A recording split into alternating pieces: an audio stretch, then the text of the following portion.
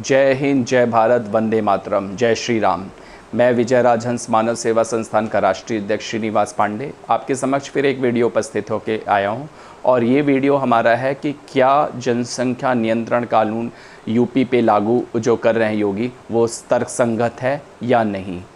तो इसी पर है हमारा वीडियो। और अगर आपने हमारा वीडियो को लाइक नहीं किया है तो लाइक कर दें, सब्सक्राइब कर दें और बेल आइकन बना दें, जिससे हमारे नोटिफिकेशन आपको तुरंत मिलते रहे। और ज़्यादा से ज़्यादा हमारे वीडियो आप लोगों के पास पहुँचाएँ कि लोग हमारी बातें लोगों को पहुँचे।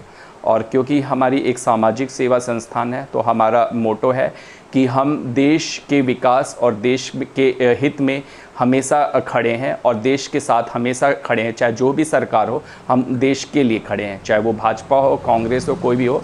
तो हम उस सरकार के साथ नहीं है, हम देश के साथ हैं। और हमारी ये संस्था का हमेशा प्रयास है कि देश हमारा एक हिंदुस्तान जो पहले था सोने की चिड़िया, वो जल्द से जल्द बने। तो जनसंख्या नियंत्रण कानून का लागू होना बहुत ज़रूरी है यूपी में। और योगी जी की एक बहुत अच्छी पहल है, क्योंकि एक तबका जो है 4 बीबी रखता है, 4 × 8 32 बच्चे पैदा करता है। कमाई का कोई जरिया नहीं, खाने का कोई जरिया नहीं, लेकिन बच्चे पैदा करना है। और 4 बीबी रखना अपनी शान समझता है। तो जनसंख्या नियंत्रण लागू होगा तो वो महिलाओं का शोषण भी नहीं करेंगे और बच्चे भी नहीं पैदा करेंगे। जब वो बच्चे पैदा करेंगे, कमाई आपके पास 15,000 है और 10 बच्चे आपके हैं, तो आप बच्चे का लालन पालन कैसे करेंगे। तो जो एक संप्रदाय है जो कि सिर्फ बच्चे ही पैदा करना अपनी शान समझता है, तो उसको ये समझना होगा कि शिक्षा बहुत ज़रूरी है। अगर वो शिक्षित होंगे तो वो बच्चा नहीं पैदा करेंगे, क्योंकि उन समुदाय में शिक्षा का बहुत अभाव है और बहुत ज़्यादा गरीबी है, बहुत ज़्यादा महिलाओं का शोषण है। तो जनसंख्या नियंत्रण का लागू होना बहुत ज़रूरी है। चीन ने अपनी जनसंख्या को कंट्रोल क्यों कर लिया? चीन एक कम्युनिस्ट कंट्री है और डिक्टेटरशिप ही किसी भी राष्ट्र का समाधान है। हम डेमोक्रेसी पे बिलीव करते हैं, लेकिन कुछ जगह डिक्टेटरशिप होना बहुत ज़रूरी है। और डिक्टेटरशिप ही रहेगी तभी जनसंख्या नियंत्रण कानून होगा। और सरकार को जो अगर 2 बच्चे से ज़्यादा पैदा करता है तो उनको सरकारी सुविधा ना दी जाए, उनको नौकरी नहीं दी जाए, उनका आरक्षण ख़त्म कर दिया जाए, चाहे वो हिंदू हो, चाहे मुस्लिम हो, चाहे सिख हो, चाहे ईसाई हो, कोई भी कम्युनिटी का हो। अगर वो 2 बच्चे से ज़्यादा पैदा करता है तो उसका सारे अधिकार छीन लिए जाएं।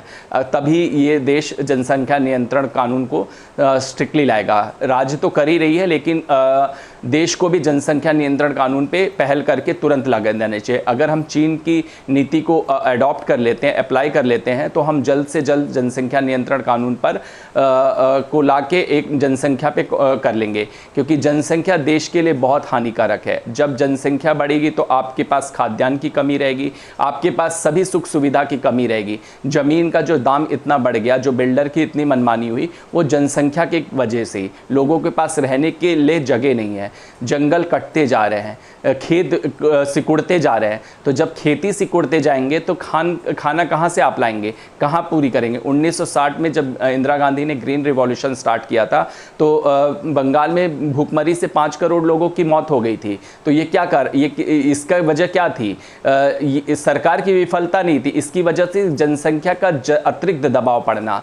देश में अगर एक ही रूम में 100 लोग को ठूस दिया जाए तो लोगों का मरना जायज़ है। तो इस देश में 140 करोड़ है आबादी का ये देश नहीं है, उस लायक नहीं है कि 140 करोड़ की आबादी को पाल सके। और यहाँ पे तो भेड़िया दसान है, चाहे रोहिंग्या हैं आके बसे जा रहे हैं, तो रोहिंग्या पे भी सरकार को डंडे मार के भगा देना चाहिए और जल्द से जल्द है। और जो सरकार इसका विरोध करती विपक्ष है उनको भी जेल में डालना चाहिए। क्यों रोहिंग्या का विरोध कर रहे हो? तुम्हारे बाप का ये राज्य है, देश है कि रोहिंग्या को बसा लोगे?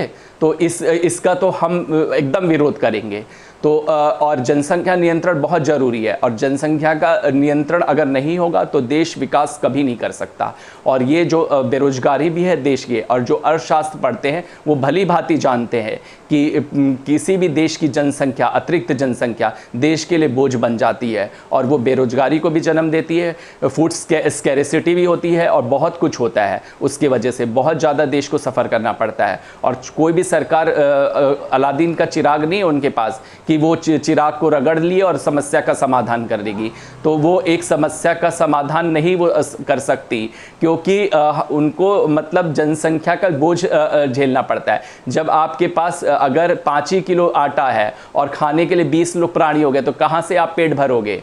तो इस जनसंख्या का जरूरी नियंत्रण करना जरूरी है। 2 बच्चे से ज़्यादा जो पैदा करता है उसकी सरकारी नौकरी ले ली जाए, उसको सरकारी सुविधा छीन ली जाए, तभी लोग जागरूक होंगे और तभी लोग सीखेंगे। और उनका हम तो कहते हैं कि जो ज़्यादा कम्युनिटी जो पागल हुई है ना 8-8 बच्चे पैदा करने के लिए, हाँ, तो उनका पानी बिजली भी छीन ली जाए, तो जिसके कारण तब उनकी बुद्धि अकल ठिकाने आ जाएगी कि हमें 8 बच्चा नहीं पैदा करने चाहिए।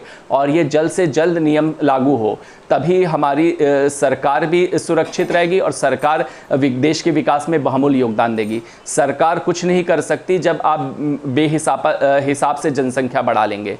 तो जनसंख्या पे एकदम कानून होने चाहिए। 1975 के बाद जब संजय गांधी ने नसबंदी का लाया था तो बहुत संजय गांधी का विरोध हुआ था। और संजय गांधी अगर आज शायद जिंदा होते तो देश में कोई ये स्थिति देखनी नहीं पड़ती, क्योंकि वो एक महान नेता ही नहीं थे और वो उनकी कार्यशैली बहुत अन्य थी। वो इंदिरा गांधी से भी ज़्यादा महान थे। तो अगर वो अपनी कार्यशैली से देश को सुधार सकते, और थर थर कांपती थी एक कम्युनिटी उनसे, और वो नसबंदी उन्हीं के लिए लाए थे कि वो अपनी आज़ादी, आज वो 5 करोड़ से 35 करोड़ हो गए। तो ये क्या कारण है? एक और आपके पास आमदनी का जरिया नहीं और आप बच्चे पे बच्चे पैदा करते जा रहे हैं। जैसे फैक्ट्री है, हाँ, पार्ले जी का बिस्कुट भी इतना प्रोडक्शन मात कर देंगे आप लोग। तो ये चीज़ है कि जनसंख्या का तुरंत नियंत्रण हो। और सरकार योगी जो भी कर रहे हैं, जनसंख्या बिल ला रहे हैं, वो बहुत अच्छा कार्य है। उनकी कार्य की हम सराहना करते हैं और हम ये सभी देशवासियों से अपील करते हैं कि योगी जी का इसमें साथ दें। और विपक्ष को हल्ला बोलने का कोई अधिकार नहीं है। वो अगर ये कहते हैं कि ये एक मुस्लिम के विरोध में है तो ये गलत है उनकी सोच। ये मुस्लिम के हित में है, क्योंकि एक आदमी पुरुष अपना पुरुषार्थ समझता है बच्चा पैदा करने में, लेकिन एक नारी जो बच्चा पैदा करती वही इस पीड़ा को समझ सकती है। अगर वो एक नारी 7 बच्चे पैदा करेगी तो वो बच्चों को कैसे पालेगी? हर साल में एक बच्चा, हर साल में एक बच्चा, 7 साल में 7 बच्चा, तो वो तो बेचारी वैसे ही अपनी उम्र से अगर वो 20 साल की होगी तो 40 साल की लगने लगेगी। तो उसका नारी का शोषण होता है। तो वो किसी कम्युनिटी के अगेंस्ट ये बिल नहीं है, ये किस कम्युनिटी के फायदे के अगेंस्ट बिल है। ये लोग सोचना होगा, ये अपनी राजनीति करना बंद करें और ये देश हित और देश के लिए है जनसंख्या बिल। जय हिंद, जय भारत, वंदे मातरम।